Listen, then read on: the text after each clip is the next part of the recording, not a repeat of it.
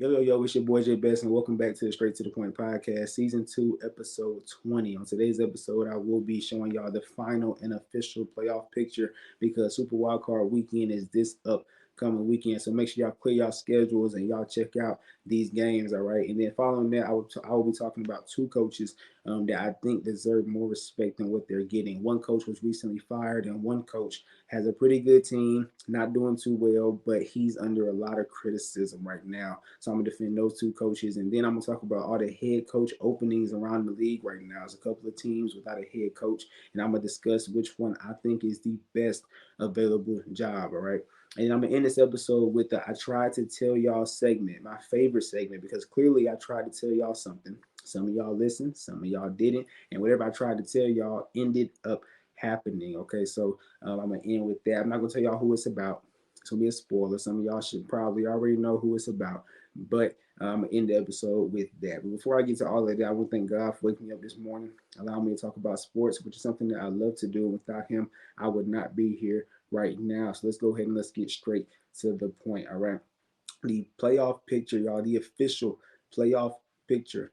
Throughout the year, I've been showing y'all what the playoff picture would look like if the season ended today, right? Well, the season is over. There's 14 teams left. There's 14 teams that's going to battle to try and get to that Lombardi Trophy, all right? And these are the 14 teams. Let's start on the AFC. On the AFC side, the number one seed is the Baltimore Ravens. The number two seed is the Buffalo Bills. The number three seed is the Kansas City Chiefs. The fourth seed is the Texans. The fifth seed is the Browns. The sixth seed is the Dolphins. And the seventh seed is the Pittsburgh Steelers. All right. And then the NFC side, we're looking at the 49ers as the number one seed. The Cowboys is the number two seed. The Detroit Lions as the number three seed. The Tampa Bay Buccaneers is the fourth seed. The Eagles as the fifth seed. The Rams as the sixth seed. And then the Packers as the seventh seed. These are the 14 teams that are going to be battling over the next couple of weeks. I mean, of course, the numbers will go down as we go, but these are the 14 teams that have a chance to go and get that Lombardi Trophy, something that is very hard to do. So really, it's going to take a great game plan from the coaching staff and a great performance from the players to be able to win for these next couple of weeks and just get to the biggest game of the year. Just to get there is an accomplishment, but to win, that's a whole different ball game. All right, so those are the final 14 teams. Not going to talk about matchups. Not going to talk about anything like that because that's for tomorrow's episode. That's what tomorrow's episode is all about. So today I'm gonna just let y'all know what the playoff picture is, and tomorrow we gonna talk about the matchups. But congratulations to all 14 teams. Honestly, some teams in that picture shouldn't even be here right now. Right? When I say shouldn't even be here, that means they don't have the roster, they don't have the quarterback. They don't have the enough talent to even be here. So for them to be here, we got to give a shout out to those coaches. And I just want to give a shout out to three teams that should not be here right now. Like honestly, let's just be real. These three teams should not be here, but they are here. I think it's because all three coaches did a great job this year coaching what they had, right? And I got to go with Mike Tomlin, D'Amico Ryans, and Todd Bowles. The Steelers, Texans, and Buccaneers should not be here right now. All right, the Steelers, we talk about the whole year. I've been talking about their quarterback issues and how they're going into the season. I said the goal was to get to the playoffs and win a game because I thought Kenny Pickett was going to take that next step. Well, he took some steps backwards, and then he got hurt, and then Mr. Trubisky got in there. It was worse than Kenny Pickett. Mason Rudolph came in there and gave us a spark to get into the playoffs. But those three quarterbacks are not playoff caliber quarterbacks. Okay, so with that being said, when I realized Kenny Pickett took that step back, I said, okay, because he took a step back, we got to be realistic with our goal now. It's not to get there and win the playoffs and win a playoff game. It's just honestly, let's just get there, right? Or let's just be above 500 because of the terrible QB play we had this year. But Mike Tomlin was able to overcome that challenge and get there. We look at D'Amico Ryans with the Houston Texans. All right, D'Amico, your job was to just rebuild this year. Was just find players that you want to continue to grow this team with, right? You want to find people you want to keep around for the next couple of years. But he did more than that. He said, hey, bump a rebuild. We're going to win this thing right now. And they went and they won their division. Nobody saw this coming. Not you, not me, not Texan fans, not NFL experts, not anybody on TV. Nobody saw this team winning this division. So really, they had the biggest accomplishment of any team this year just being here. That was the quickest rebuild I've ever seen in my life. So kudos to D'Amico Ryans and to CJ Stroud for having a great rookie season as a rookie. People are arguing that he's a top 5 quarterback. I'm hearing it, right? I wouldn't necessarily go that far, but I'm hearing it. He's getting the praise for being a top 5 quarterback as a rookie, deservingly so. I mean, I wouldn't knock you for saying it, especially this year, because no quarterback was really great this year statistically. So CJ Stroud and D'Amico Ryans did a great job in Houston. Then Tampa Bay, right? I told y'all last week, Todd Bowles gets no love, man. No love for getting this team to where they are today. Nobody thought this team would be here. We all thought the Saints was going that division. Some people thought Atlanta was going that division.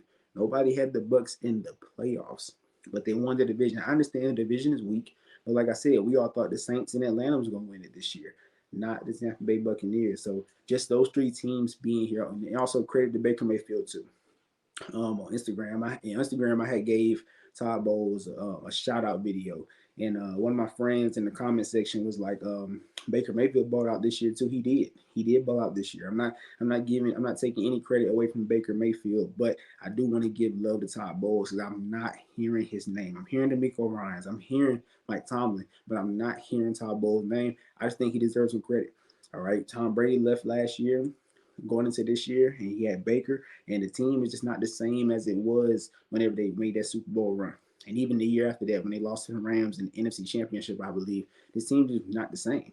And because he was able to get them here, job well done, mission accomplished. So shout out to those three coaches, man, for getting their teams to where they are with the talent that they have, whether it's at the quarterback position or all around the roster, or just being able to get a team that was terrible last year to the playoffs. That is a huge accomplishment. So great job to those three teams. Okay, I'm gonna move on to my next topic.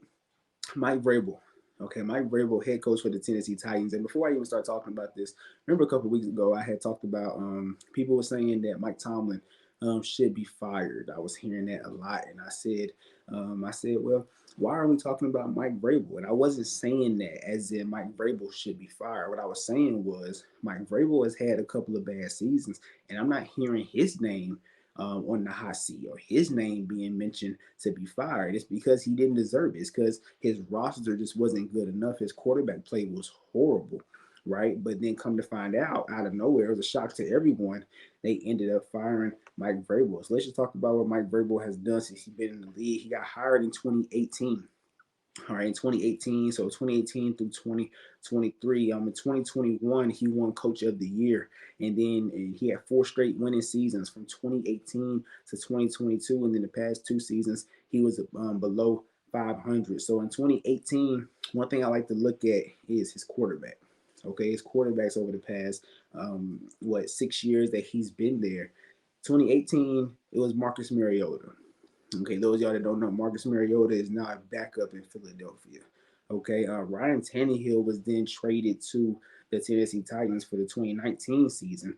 And then from 2019 to 2023, his starting quarterback was Ryan Tannehill. Okay, 2018 through 2022, they had winning seasons. Remember, the Tennessee Titans were so close to making a Super Bowl one year. They knocked off the Ravens one year. I remember that. They was a playoff team for 2 years straight for sure. For 2019 and 2020. All right, so then let's talk about 2022 is whenever they had that first losing season. Okay, then of course this past season they had a losing season, but in 2022, Ryan Tannehill, who, let's just be honest, Ryan Tannehill is not a world beater. He's not a franchise QB. He's not a great quarterback. He's a quarterback that succeeded off of the Derrick Henry offense. Okay, this offense was ran through Derrick Henry, who was the best running back in the league, especially through that span. From 2019 to 2023, he was for sure, no doubt about it, the best running back in all football. So that's whenever he had the name King Henry. We haven't called him that in a long time, but that's when King Henry was running things. So Ryan Tannehill just succeeded off the play action pass, right? If you got Derrick Henry, you have to stack the box. If you're going against Derrick Henry and the Titans offense, you have to stack the box. So Ryan Tannehill succeeded off the play action. So he's not an elite quarterback that was out there just throwing the ball around making plays. His success came from another player's success. Not to downplay Ryan Tannehill's career or nothing like that, but he has never been that guy. Let's just all be honest. So in 2022, whenever things started falling apart for this Titans organization. He only played 12 games. The previous years, I think he played a full season. That's when they was a good playoff team. But in 2022, he played 12 games. And Malik Willis. This is the year they drafted Malik because they thought Malik could be the successor of Ryan Tannehill. They thought Malik Willis was their guy. Malik Willis played 8 games that year and had a QBR of 13.3. Okay, y'all heard that? Y'all make sure this ain't working. I did not make that up. 13.3 was his QBR. Quarterback rating was 13.3. That is god awful. Okay, that's what he had in 2022. And that year, I want to say they went 7-10 because 2022 was the first year we had 17 games. I want to say they went 7-10. Then this year, in 2023, Ryan Tannehill only played 10 games. I don't think it was 10 full games. I think it was just 10 games that he started. But Will Levis in 9 games that he played, whether it was games that I think it was games he went in for Ryan Tannehill included, or the games that he started, Will Levis had a QBR of 33.7. So if Malik Willis and Will Levis took a test in school, they failed. Malik Willis failed miserably with 13.3, and then Will Levis failed horribly with 33.7. So I'm looking at bad QB play over the past 2 years, and Ryan Tannehill has been hurt, hasn't been able to stay on the field. I believe at one point he got benched too. I think Will Levis got in there, and it was like, okay, we're gonna keep riding with Will Levis, even though Ryan Tannehill was healthy. So over the past 2 years, he has had poor QB play. And that's what we're basing this firing off of. This firing is coming from the past 2 years because prior to that, he was having winning seasons for 4 years straight. And then these past 2 years, that's whenever he had the under 500 season. So that's what we're basing this firing off of. 2 bad seasons, but it was 2 bad quarterback play seasons. This is why, to me, I think we put too much on the head coaches sometimes. I understand that Max Kellerman on First Take a while back, before he left First Take, right? I remember he was on First Take with Stephen A for a couple of years, and he said that the NFL is a coaches league. Okay, the NBA is a players league, and then baseball is a managers league. But the NFL is a coaches league. Normally, the team with the best coach or one of the best coaches are the team that come out on top. They're the teams that have the best seasons. Well, Mike Vrabel was in that discussion for the first 4 years. He was the reason because the Titans was not a great team all around. Let's just be honest. Yes, they had A.J. Brown, Derrick Henry, but Ryan Tannehill was the QB. So let's not act like they had an all-star offense. Yes, they had a great running back, and AJ Brown wasn't the AJ Brown he is now. You know what I'm saying? So, and then defensively, you can only name a couple of stars that they had. They didn't have that many stars. Kevin Byard, Jeffrey Simmons. That's about it. So, Mike Vrabel to me he played a huge part in why this team was successful throughout the first 4 years of his coaching stint. And then the past 2 years, let's be honest, this roster was not built to be in the playoffs, right? When AJ Brown left last year, when he left, they had no receivers. They drafted Treylon Burks, but he is a bust. He did not turn out to be the receiver that we thought he would be. And then this year they went and they just grabbed DeAndre Hopkins, but they had even worse quarterback play this year. Well, not worse than the year before, but they had bad QB play this year. So I don't think that he should have got fired because of the team that he was coaching. Like I think sometimes we have to just look at the roster and say, you know what? You can't do anything with this roster. So let's fix the roster versus changing the coach. I think that a lot of teams get things like this wrong because they want to blame the coach versus looking at the roster and saying, you know what? We don't have a roster to go and win playoff games or to even make the playoffs. All right, to even sniff the playoffs. And this was a team this year that to me, that roster, just looking at it, was not a playoff team. I don't think anybody had this team going to the playoffs. So the fact that they didn't go, to me, does not mean that you should fire Mike Vrabel.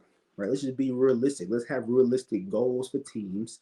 Like as a GM, you can't, as an owner, actually, you can't go into every year saying, okay, we got to make the playoffs. That's not fair because some teams don't have playoff caliber rosters.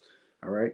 And I think there's only really 2 reasons why you should fire a coach. If a coach is just underperforming and his team is just bad and the team goes downhill from when he got there, if it's just horrible, that's when you fire a coach, aka Josh McDaniels. Josh McDaniels got to the Raiders. The Raiders was in the playoffs the year before he got there. He gets there, they missed the playoffs. He's here this year. They was horrible until he got fired. Then Antonio Pierce came in there and kind of got the team back together. They didn't win a lot of games, but got this team back together. And you see the difference. That's why Josh McDaniels got fired, because that team just went downhill. And then there's the coaches that get fired because they're underperforming with a good roster, aka Brandon Staley. Okay, Brandon Staley has a good roster in LA. The Chargers are a pretty good team. They're a team that a lot of people thought was going to make the playoffs this year, especially because they got in there last year. But this year, they look worse than they did last year because of the coaching. Brandon Staley is just not a good coach. Josh McDaniels not a good coach. Those are two prime examples of reasons why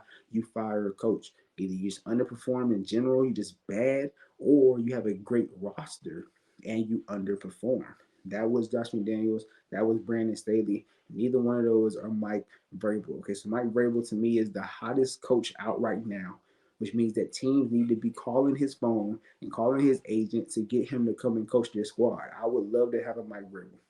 Of course, I got Mike Tomlin, so I'm not worried about it. But yeah, let's say Mike Tomlin just retired tomorrow. I want Mike Vrabel to come and coach my team because I think he is one great underrated head coach. All right. The next coach I want to defend right now is Nick Sirianni. All right, Nick Sirianni, that's my dog, man. And let me tell you why. I feel like Nick got a little swag to him. All right, he give me that. Me and my little brother, we're huge Batman fans. All right, so the Dark Knight. All right, y'all know Maroni. All right, a part of the mob family, right? We think Nick Sirianni a part of the mob family. All right, that Sirianni, that Maroni, that Falcone, he's in there somewhere. For those of y'all that watch Batman, y'all know what I'm talking about. He's in that mob family somewhere. All right, so y'all keep messing with him, and he might just get your head cut off. For real, for real. He might have you swimming with the fishes. That's what he might just do if y'all keep disrespecting this man. Because I'm not understanding how I'm hearing that Nick Sirianni is on the hot seat right now, or should be on the hot seat because of what's happening to the Eagles. I understand the Eagles at one point this season was 10-1.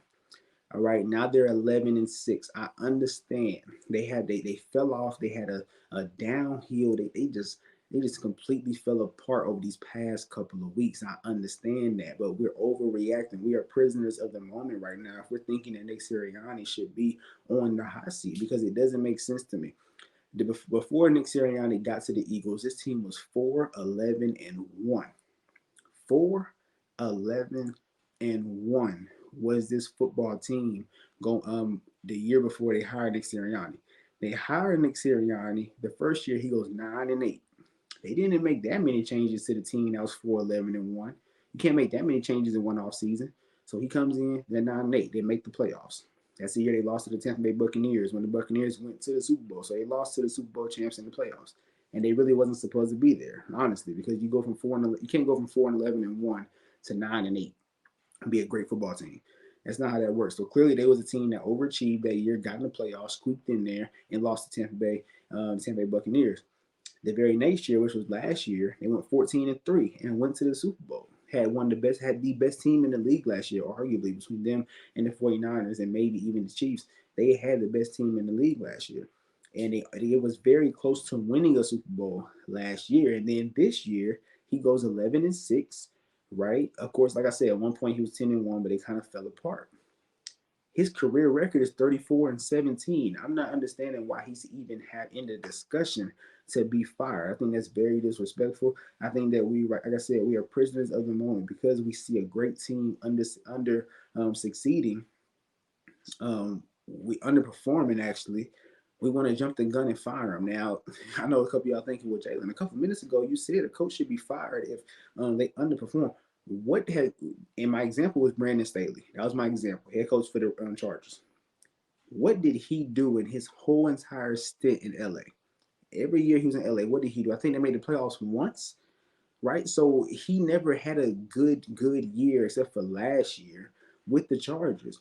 Nick Sirianni has had 3 straight good years, even though they're losing right now. They're losing games right now. They're still 11-6. The Eagles, like I said, was 10-1. Now they're 11-6. We're talking about firing a coach that's 11-6. Come on now. I don't get that. I'm not with that at all. At all. Like I said, I understand this team is underperforming. We're all sitting there scratching our heads like, what's going on? But 11-6, and you're talking about firing this man? Get out of my face with that mess, man. Come on now. Like my mama say, boy, bye. Boy, bye. Because that don't make no sense to me. Like, I think we're just overreacting, prisoners of the moment. We all thought this team was Super Bowl caliber, and right now they don't look like it. That's cool, right? We've all seen teams go on bad little like skids, right, where they just skid and they just start playing bad. We've all seen it. This team lost their offensive coordinator and defensive. I'm not making excuses. It's just facts. They lost their offensive coordinator and their defensive coordinator. They had a hard time adjusting to life without those two coordinators. That's what happened because when they was winning games, it was ugly, right? They kept saying we're not playing our best football. We're still figuring things out. Then eventually kind of caught up with them. And now they're losing to good teams and bad teams. And you look at the offense. I've complained all year about the offense. The offense don't look the same. Nick Sirianni is not an offensive play caller or a defensive play caller, right? He is an offensive minded coach, but that's not his offense. That is Bryce Johnson, I believe that's his name, the offensive coordinator. That's his offense, right? And the defense belongs to now Matt Patricia. Because they had switched position or roles with Matt Patricia and the previous DC defense coordinator got demoted. Matt Patricia got promoted and became the defensive coordinator. So right now they're just trying to figure it out. And in the midst of figuring it out, they can look in the mirror and say, "We're 11-6." So I don't see how Nick Sirianni, his name is in the hot seat conversation. I just don't see it. I don't understand it. I think that Philadelphia is overreacting, and if you do fire him, you're losing a good one. I think your team will start to go in the wrong direction if you fire Nick Sirianni, just like I think the Titans will be going in the wrong direction because they fired Mike Vrabel. All right.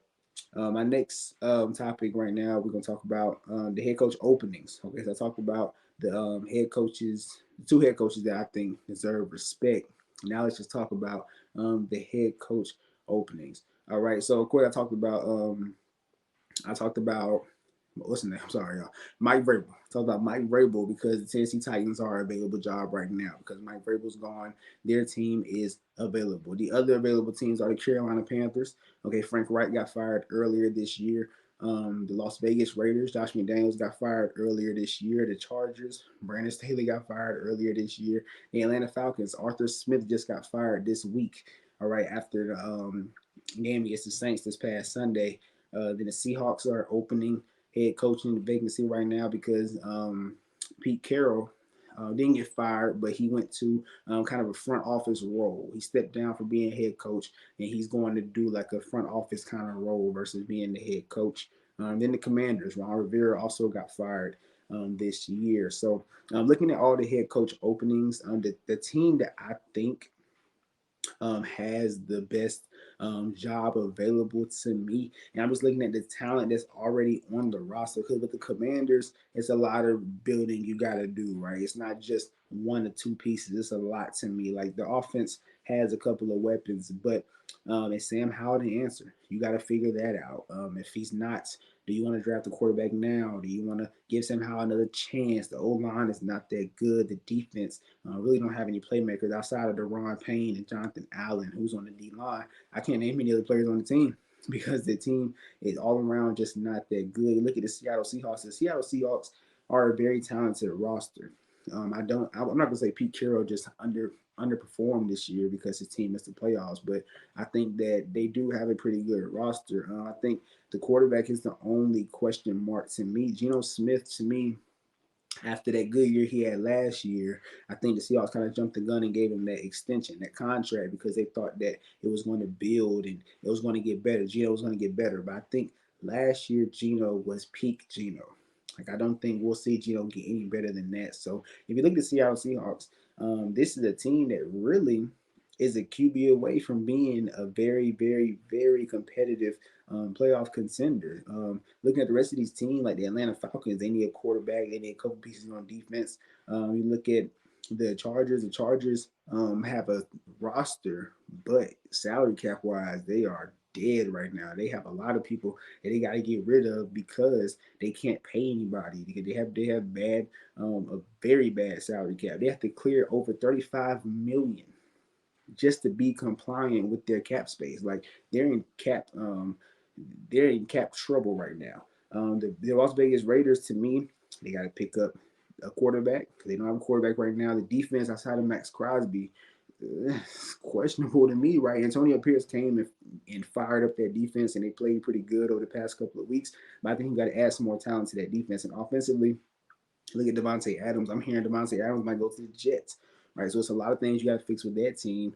And then the Titans, like I said, it's a lot you got to build with, especially with Derrick Henry leaving. That changes the whole identity of this team. So this team got to figure out a lot. And then the Carolina Panthers, that's just going to take the longest to fix. I'm not saying it's not fixable. It's going to take the longest to fix out of all these situations because you got Bryce Young, whose first year didn't go as well as you would like to see a first pick overall quarterback go. And then looking around it, he doesn't have any weapons around him. So you got to get weapons. And then defensively, you got to find some more pieces. I mean, Brian Burns, what are you going to do with him? Are you going to bring him back? Are you going to trade him, part of the rebuild process? You got J.C. Horn, Derek Brown. So the defense has a couple of nice players, but offensively, you got to find a lot of talent to put around Bryce Young to help him develop and become better and better every year. And the O-line wasn't that good either. So the best job right now, currently, to me, is the Seattle Seahawks. You look at the quarterback position with Geno Smith. Really, all you got to do is get a quarterback, right? Because you have DK Metcalf, you have Tyler Lockett, you have Jackson Smith and Jigba. Okay, the offensive line is not bad. It's not good. It's kind of average in the middle. That'll get better. Defensively, I'm looking at Devon Witherspoon. I'm looking at Tariq Woolen, who did not have that great a year, but I'm hoping a bounce back year next year. You still got some pieces on that defensive side of the ball that I think that you can go ahead and be optimistic about that. You can be happy, you can be proud about that because it's not bad. It's not bad. It's just not good. All right. So I think that the Seahawks is the best job opening to me. I think the Seahawks should call Mike Vrabel right now. Right now. Don't even waste time. Just call Mike Vrabel, get him in the building, interview him, give him the job. That's to me, that's the best pairing right now. You got the best coach available with the best job opening available. Do it. Make it happen. Mike Vrabel to the Seahawks is the best case scenario for Seattle right now. And then just find you a quarterback, whether it's through the draft or you want to go out and find one. You got some draft capital from the Denver Broncos trade a couple years ago, Russell Wilson. Use that to go get a quarterback or draft one. Whatever you do, get Mike Vrabel first, then figure out the QB position, and then you look like a playoff caliber team, in my opinion. All right. And now we're gonna go ahead and end this episode with my favorite segment. My favorite segment. I know a lot of people say they like the what you call it, the best five plays, and they like the week five, the dogs of the week. When I do dogs of the week and the best five plays, they like all that. But I like that I tried to tell y'all segment because this is the segment where I get to give myself a pat on the back. My mama said, "Look, Jalen, everybody not gonna give you a pat on the back when you do something good. It's just not gonna happen.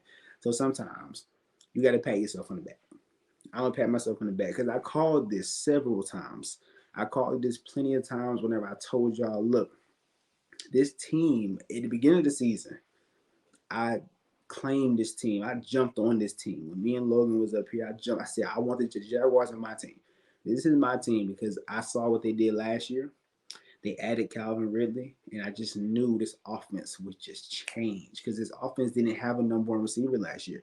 Trevor Lawrence made Christian Kirk look like a number one last year. He had number one numbers, but Christian Kirk not a number one receiver, right? But you add Calvin Ridley to this team. I was so high on that, so optimistic about that because I just knew that adding a number one receiver would just help Trevor Lawrence get to that next level, which is elite. And I thought that he would be able to be in MVP conversations. I just thought this team would be a dominant offensive team. Defensively, you can give up a couple points. I just thought the offense was going to outscore everyone. All right, so I want to show you a couple of clips of what I said about this team over the past couple of weeks. Then the Jaguars. The Jaguars, I'm not impressed.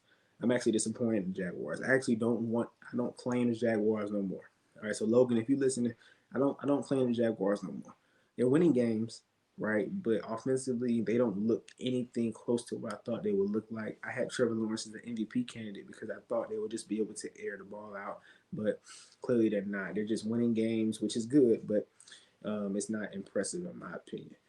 I thought coming into this year, Trevor Lawrence would be an MVP candidate. He'll be airing the ball out. This team will be putting up points, but they're not doing that. They're winning ugly football games, right? And because of that, I don't think they're as big of a threat as I thought they would be. All right, Calvin really being added to this offense. I thought his offense would Yeah, so I called it since week 6, and at week 6 at that mark, because I did my tiers after week 6, after week 12, and then after week 18. I'm gonna do my tiers tomorrow. I forgot to do that today. I'm gonna do my tiers tomorrow. My tiers gonna be just the playoff teams, of course, but the Jaguars after 6 weeks. That first clip you saw when I was talking about the Jaguars, after 6 weeks, it was 4-2, and that's when I said I didn't want them no more. And for when the Jaguars was 4-2, I came out and said I don't claim this team no more, because when I was watching them, they did not look like the team that I thought they would be. The only reason I was high on this team is because I thought they would play a certain way. They wasn't playing that way, so I said, I don't want it no more. Then through 12 weeks, you saw on my pyramid, I had them beside the Chiefs, because that was the IDK tier. I don't know. Both teams had a good record. The Jaguars was 8-3 at that point. I had to put them up high on the tiers because of their record. But you saw I named the tier I don't know, because I just don't know about this team. This team is something's wrong. They're 8-3, but something's not right. Then they finished the season 9-8. They finished the last 6 weeks 1-5. They literally collapsed over the last 6 weeks, and I came out and said it through week 6. So at week 7, I was saying this team, y'all, something's not right. I don't want this team no more, because this is not who I thought they would be. And then week 12 came around. They were still 8-3. Still didn't like it. I believe that was right after they beat the Steelers. So I got to watch them for real, from start to finish. They beat us because Kenny got hurt. Mitch went in there, threw an interception to end the game. So I just saw this team and I'm like, man, something's not right. This team they're 8-3, but they're not good. And people thought I was hating. People came out and said, oh, you only saying that because they beat y'all. No, this team is not that good. We lost because we don't have a quarterback. Simple as that. And then the end of the season, 9-8. Watching the Jaguars this past weekend, I'm actually thankful for the Tennessee Titans, because the Titans had to beat the Jaguars for us to make the playoffs. Because we needed either the Titans to win and beat the Jaguars, or we needed the Miami Dolphins to beat the Buffalo Bills. The Miami Dolphins didn't beat the Buffalo Bills, so I'm glad that the Titans beat the Jaguars. And watching that game, it was 2 minutes and 18 seconds left. The Jaguars was down 20-8.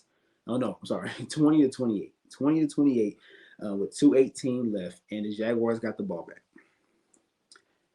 I sat here and I literally wrote this note that day and said, "Are you that guy?" Question mark.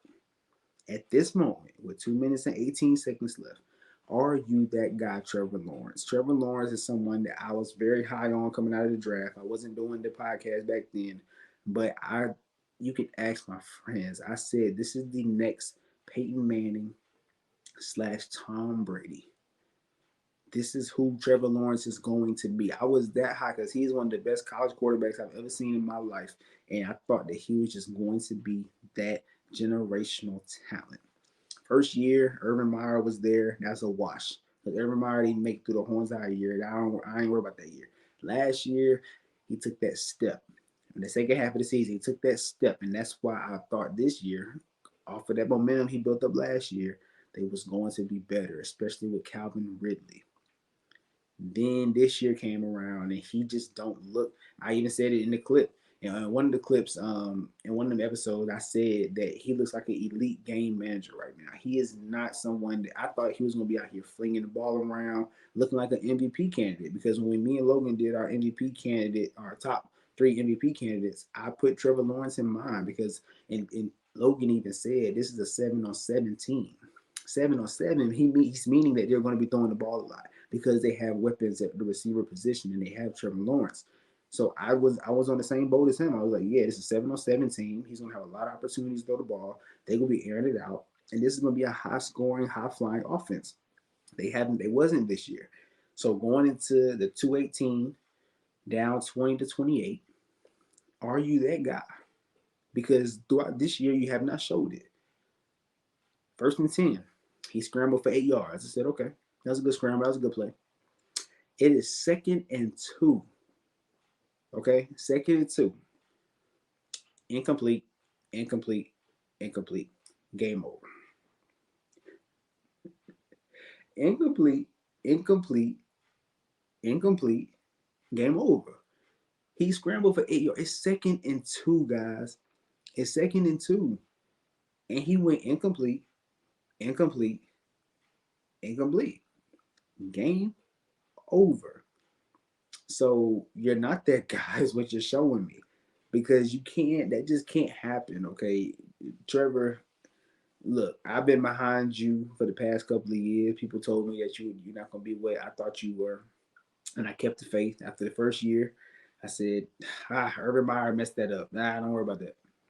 Second year, here he comes. Here it comes. In third year, I'm like, he about to explode. This guy's about to be an MVP candidate. And you let me down this year, sir. I actually drafted you for my fantasy team in almost every single league because I knew that you was just going to be airing it out this year, putting up great numbers. You let me down, sir, because I did not win a lot of my. I think the best I did win with my fantasy leagues, but in one of my money leagues, I came in second, right? But the rest of my money leagues, I didn't even come in top four because I didn't have a quarterback the whole entire year because you were not a elite quarterback this year. You wasn't even, to me, you barely played average because you had a little stretch where he was balling, right? But before that, he looked bad, and then after that, he looked bad. All right, this team was on his shoulders this year. Period. The defense is not good enough to say, okay, we're gonna win because of our defense. They had to go into this year and win because of their offense. They had to outscore people. In one of them clips, I said they're barely beating teams. They're barely winning games. You can't do that with this roster. This roster was meant to put up points. Y'all had a better year last year offensively than y'all did this year. And this year, y'all added a number one receiver. I don't get it. I don't get it. And as soon as I saw it going that direction, as soon as I saw it trending in that direction, I said, I don't want this team no more. I'm done with them. I don't want the Jaguars anymore. Please take them off my plate. This is no longer a J Best team. And look at what happened. 1-5 down the stretch. I tried to tell y'all. All right. That is it for this episode, y'all. I cannot wait for tomorrow's episode because tomorrow is going to be the playoff preview episode. I'm going to talk about the playoff matchups. I'm going to break them down and give y'all who I think is going to win Super Wild Card Weekend. And then, of course, it's going to lead to the divisional round. All right. But that's it for today, man. Make sure y'all clear your schedule for this weekend because it is going down, y'all. This time of year we've all been waiting for, that is leading up to the biggest game of the year. All right. So make sure y'all clear your schedules, be available, watch the games, enjoy them with your family, with your friends, go out to sports bars, enjoy the game. Just enjoy it. Because I'm trying to tell y'all, we're getting closer and closer to off season, and we all know off season is long and very, very boring. All right, so enjoy it right now while you can. It's your boy Jay Best. Y'all stay blessed. All right, I will see y'all tomorrow with my playoff preview episode. Much love. I'm out.